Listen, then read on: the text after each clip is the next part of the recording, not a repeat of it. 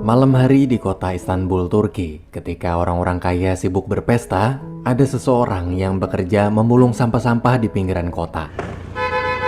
Hadi be oğlum hadi be. Ona koyayım çattık. Oğlum hadi sene lan. Öyle çirkin çirkin hadi. Pria tersebut bernama Mehmet. Malam itu saat sedang memulung sampah, ada sebuah rumah yang menarik perhatian Mehmet. Tiap malam, ia selalu memandang ke sana sebelum kembali ke gudang. Tak lama kemudian, hujan turun. Mehmet pun terpaksa segera pergi. Sesampainya di gudang, adik Mehmet yang bernama Gonzi datang. Melihat sang kakak pergi seorang diri memulung sampah, Gonzi marah. Gonzi di situ mengatakan bahwa memulung sampah bukanlah tugas Mehmet karena dia adalah bos di sini.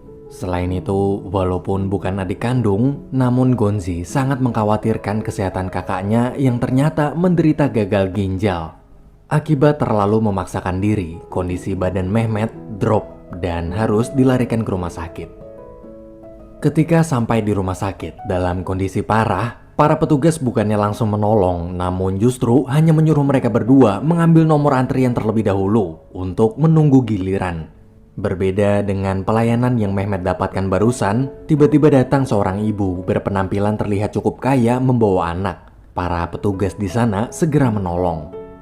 Di momen itu, Mehmet terus-menerus memandanginya. Ia merasa seperti tak asing dengan sosok ibu tersebut. Kemudian tibalah giliran Mehmet. Setelah diperiksa, Pak Dokter cuma mengatakan kalau sampai saat ini masih belum ada persediaan donor ginjal untuknya. Ternyata Mehmet ini sudah sering datang ke sana dan jawaban yang dia terima selalu sama, yaitu Mehmet disuruh sabar menunggu sampai donor ginjal tersedia. Pak Dokter lalu mencuci darahnya. Selesai cuci darah, paman mereka bernama Tahsin datang menjemput. Paman Tahsin ini adalah orang tua angkat yang telah membesarkan Mehmet dan Gonzi hingga dewasa. Dalam perjalanan pulang, Paman Tahsin bertanya bagaimana soal biaya operasi bila suatu saat donor ginjal untuknya sudah datang. Mehmet menjawab bahwa dia punya uang tabungan. Memang jumlah tabungan itu sekarang masih belum cukup, tapi mungkin tinggal menabung sedikit lagi maka biaya operasi bakalan ketutup. Kemudian sepanjang perjalanan, mereka bertiga pun saling bercanda, tertawa, bernyanyi bersama di tengah derasnya hujan malam.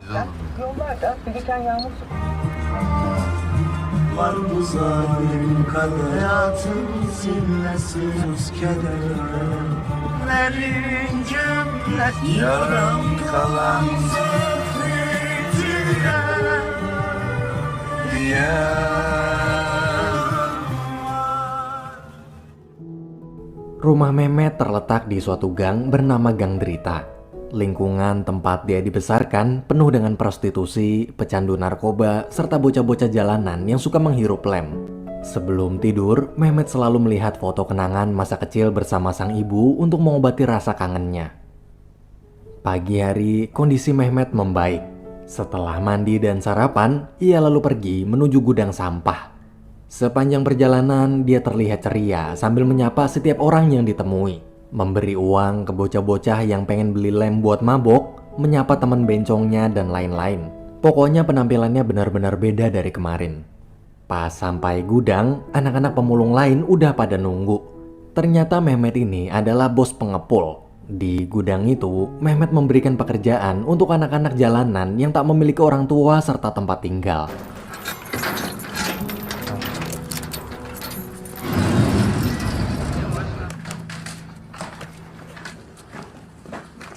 Ana be. Oo Pire ne yapıyorsun lan? Lacivertlere dikkat et ha. Börek. Ben alırım abi. Al lan. Vallahi bir sağ olasın. Al Recan. Kolay gelsin. Ketika Mehmet dan Gonzi sedang mengobrol, mendadak Mehmet teringat tentang mimpi-mimpi mereka berdua yang dulu pernah ditulis saat hari ulang tahun Gonzi. Di catatan tersebut ada beberapa daftar cita-cita mereka seperti naik pesawat, menginap di hotel mewah, dan lain-lain. Namun ada satu mimpi yang sampai sekarang masih belum terwujud, yaitu mencari ibu kandung mereka. Mehmet di situ berjanji bahwa suatu hari nanti ia pasti akan menemukan sang ibu. Berbeda dengan Mehmet, Gonzi lebih memilih menikmati hidupnya hari demi hari tanpa memikirkan masa lalu. Kemudian pekerjaan mereka sebagai pemulung sampah pun dimulai.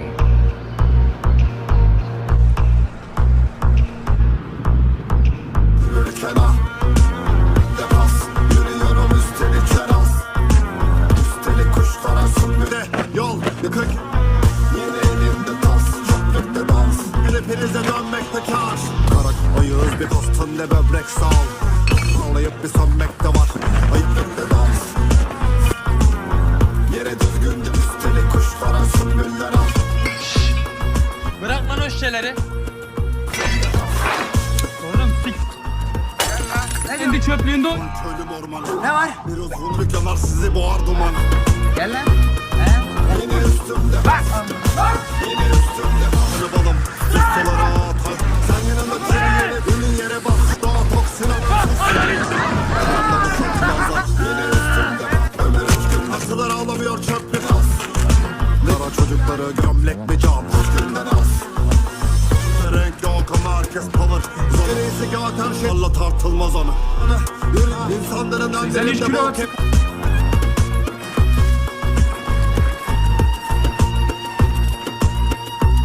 Gelir altında kaldık. Yağ kan arlı atık. Üstümüzde pay et.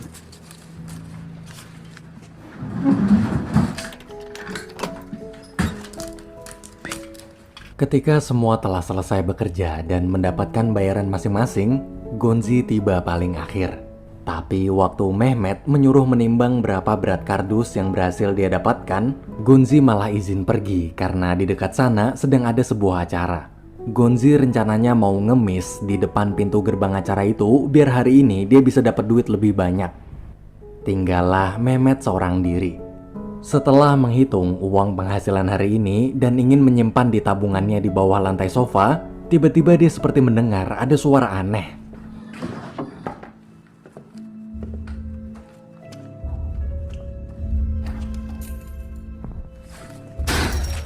Amına kodumun faresi.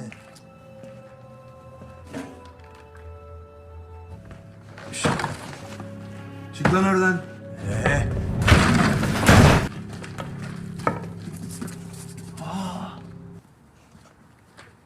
Anak kecil itu terlihat ketakutan saat didekati. Mehmet mencoba perlahan-lahan menanyakan siapa nama serta di mana rumahnya, tapi dia tetap tak bicara sepatah kata pun. Hingga akhirnya waktu Mehmet menawari makan, tuh bocah dengan sigap langsung duduk di bangku seakan sudah berhari-hari tak makan. Namun karena tak juga mau bicara, Mehmet terpaksa mengancam akan memberitahu polisi. Barulah si bocah memberitahu bahwa namanya adalah Ali. Ali bercerita kalau ibu kandungnya sendirilah yang telah membuangnya ke dalam karung sampah. Mehmet lalu melihat di sekujur tubuh Ali ada banyak sekali luka memar seperti habis dipukuli.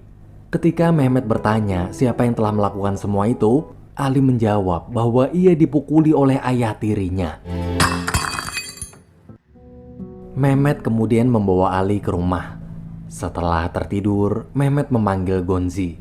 Ia memberitahu tentang anak dari dalam karung sampah milik Gonzi. Melihat Ali, Gonzi sangat terkejut.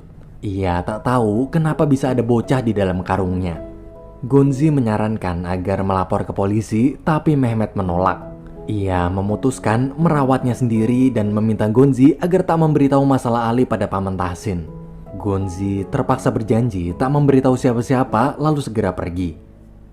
Esok hari, Mehmet mencarikan baju, celana dalam, serta kebutuhan lain untuk Ali.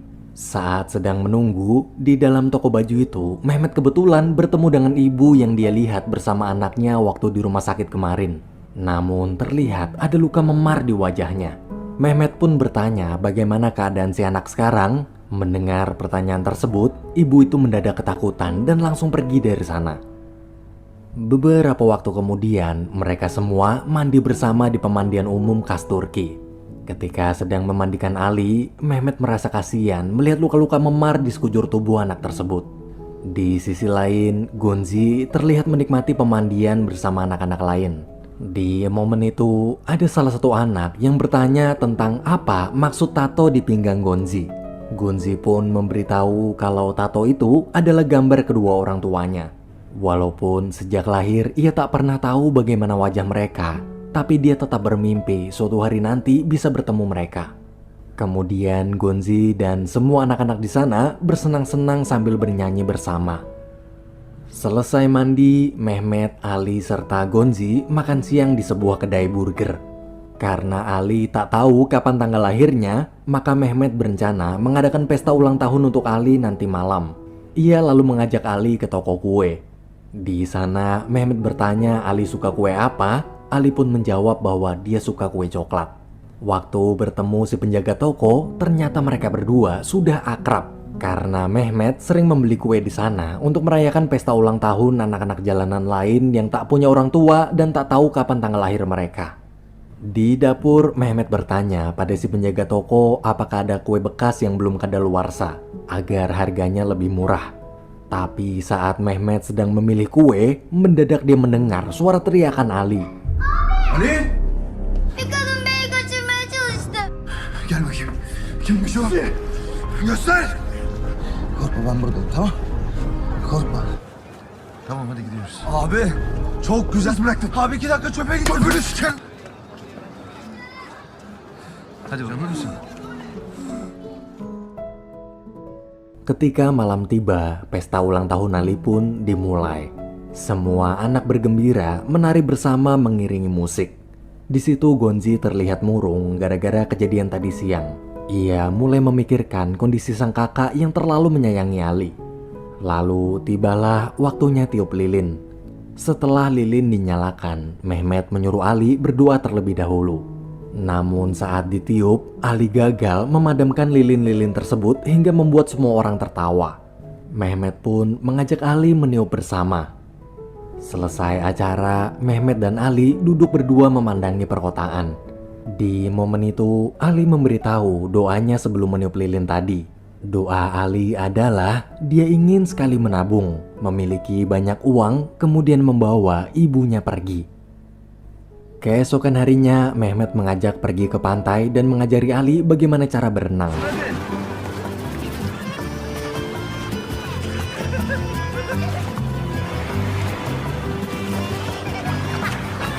Yap üstüne. Devam et. Gonzi!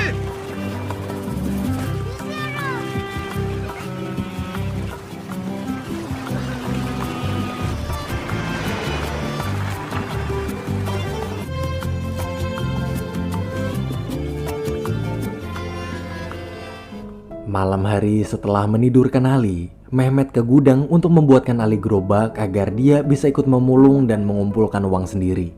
Tapi mendadak Paman Tahsin datang. Mereka berdua lalu duduk berbincang sambil minum teh bersama. Paman Tahsin datang ke sana ingin membahas soal Ali.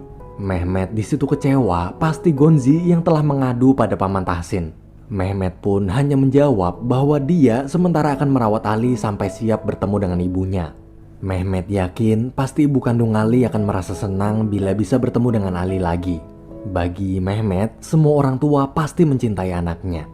Mendengar jawaban itu, Paman Tahsin langsung meledak. Ia berusaha menyadarkan Mehmet kalau memang semua orang tua pasti mencintai anak mereka, lalu kemana orang tua Mehmet? Kemana orang tua Gonzi, serta kemana orang tua anak-anak jalanan lainnya? Paman Tahsin mencoba menyadarkan Mehmet agar dia bisa lebih menerima kenyataan. Kenyataan bahwa tak semua orang tua itu baik. Mendengar nasihat tersebut, Mehmet hanya bisa merenung terdiam. Keesokan paginya, di depan rumah, Mehmet memanggil-manggil Ali keluar. Tapi nggak tahu kenapa para anak jalanan di situ mentertawakannya. Kemudian ketika Ali keluar, ternyata di sana terlihat sudah ada 2 gerobak sampah. Ia semalaman membuatkan gerobak itu agar Ali bisa mencari uang bersama Mehmet dan agar Ali bisa mengumpulkan uang sendiri untuk menyelamatkan ibunya dari ayah tiri yang jahat. Sebelum mulai memulung, Mehmet mengajak Ali balapan gerobak. Sayıyorum. 1, başla! Bırak yamacıma çömel. Üstün başın yara berek suretimiz benzer. Böyle bastıracağım. Yanlara diz. Zıpla! İyice bastırıp Kiminin babası fotoğraf, babası padişah. Sorunu çözersen kimi gider uzak. Ne yapıyorsun? Yüzüme feride geri, geri dünya. Geri geri. Ben bıkkınım senle ver beni. Sen erittin beynimi. Gel anlaşalım senle mi?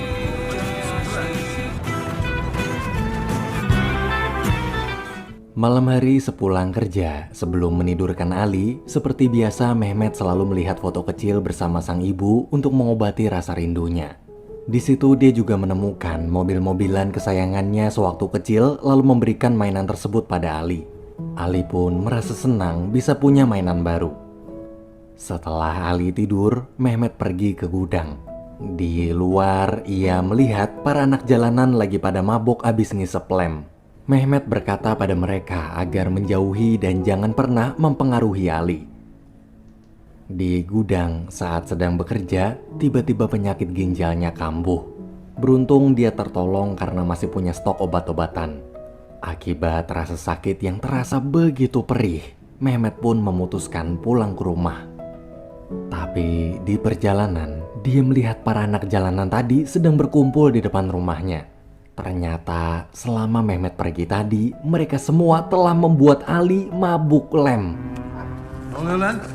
Ali? Ali? Ali? Ali mi içtin sen? Ali? Ali? Telefon. Gonca hemen bana gel lan çabuk. Ali. Beruntung malam itu kondisi Ali tak terlalu parah. Ia tadi menghirup lem akibat terhasut para anak jalanan.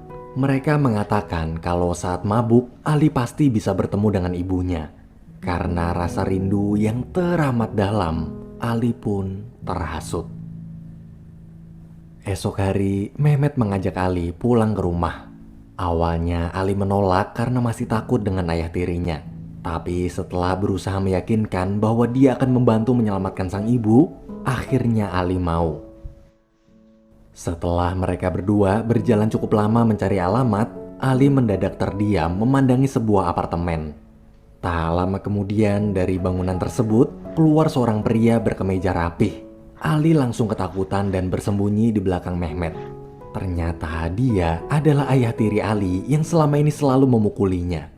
Mehmet lalu menyuruh Ali menunggu sebentar sementara dia akan mengejar pria itu. Namun sayang di tengah jalan ia kehilangan jejak. Saat kembali Mehmet terkejut melihat Ali menangis ketakutan di dalam karung. Di wajahnya juga ada luka memar seperti habis dipukul orang. Mehmet menyangka kalau para pemulung wilayah situlah yang telah memukul Ali akibat memulung di wilayah mereka. Emosi Mehmet pun memuncak. Sen mi vurdun lan? Kim vurdu lan çocuğa? Sana ne?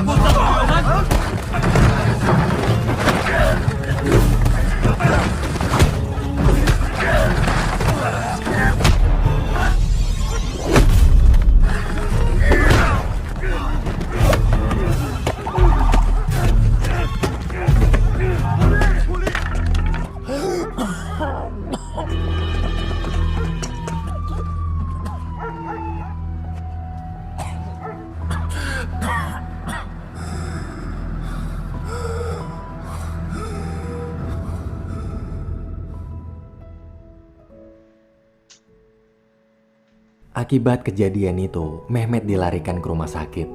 Di sana Mbak Suster mengatakan kalau Mehmet hampir aja mati jika polisi telat menyelamatkannya. Waktu terbaring yang ada di pikiran Mehmet hanyalah Ali, dan Ali. Ia terus menanyakan Ali pada suster, namun suster tersebut menjelaskan bahwa tak ada anak bernama Ali. Mehmet pasti pusing karena setengah darah di tubuhnya sekarang sedang berada di mesin cuci darah.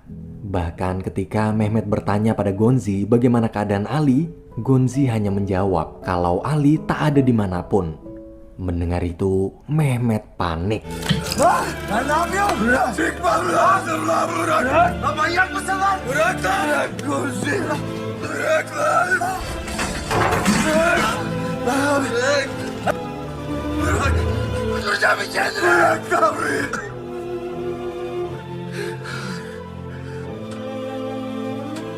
Öldüreceğim kendini. Gonzi kemudian membopong Mehmet ke gudang. Dalam kondisi sangat parah karena setengah darah di tubuhnya sekarang masih berada dalam mesin cuci darah, Mehmet menggeser sofa lalu mengambil semua uang tabungan yang selama ini dia kumpulkan untuk biaya operasi ginjalnya. Waktu Paman Tahsin datang mencoba menghentikan Mehmet, ia tetap bersikeras ingin menggunakan seluruh tabungannya untuk menolong Ali. Bahkan Mehmet sampai mengancam mereka berdua dengan pisau agar diizinkan pergi. Akhirnya mau tak mau mereka membiarkan Mehmet pergi membawa mobil Paman Tahsin. Ketika sampai, sambil menahan rasa sakit, ia berjalan perlahan menuju pintu apartemen tempat Ali tinggal. Di pintu itu ada seorang nenek. Nenek tersebut terlihat tak terlalu kaget, seakan dia seperti sudah terbiasa melihat Mehmet datang ke rumah mereka. Berbeda dengan si kakek, karena merasa terganggu, kakek itu langsung mengusirnya dan mengatakan kalau Ali udah nggak tinggal di sini lagi. Mehmet lalu memaksa masuk sambil menodongkan pisau. Ia mencari Ali di setiap kamar tapi tak menemukannya dimanapun. Sampailah di suatu kamar yang tampak berbeda dari kamar-kamar lain. Kamar yang membuka kenangan luka lama masa kecil Mehmet. Kemudian dari belakang, si kakek dan nenek lalu memanggil nama lengkap Mehmet, yaitu Mehmet Ali. Mereka memang baru pindah ke sana, tapi mereka tahu tempat yang sekarang mereka tinggali ini ternyata dulu adalah rumah keluarga Mehmet Ali. Di rumah inilah Mehmet Ali kecil disiksa ayah tirinya. Karena tak kuat melihat penderitaan anaknya, sang ibu pun membawa Mehmet Ali pergi, kemudian menaruh dia di sebuah karung sampah. Sejak saat itulah, dari kecil hingga sekarang, ia selalu hidup sebatang kara. Walaupun menjadi sosok kakak yang baik bagi semua adik-adik angkatnya, namun kerinduan Mehmet Ali pada sang ibu sampai saat ini masih terasa begitu perih.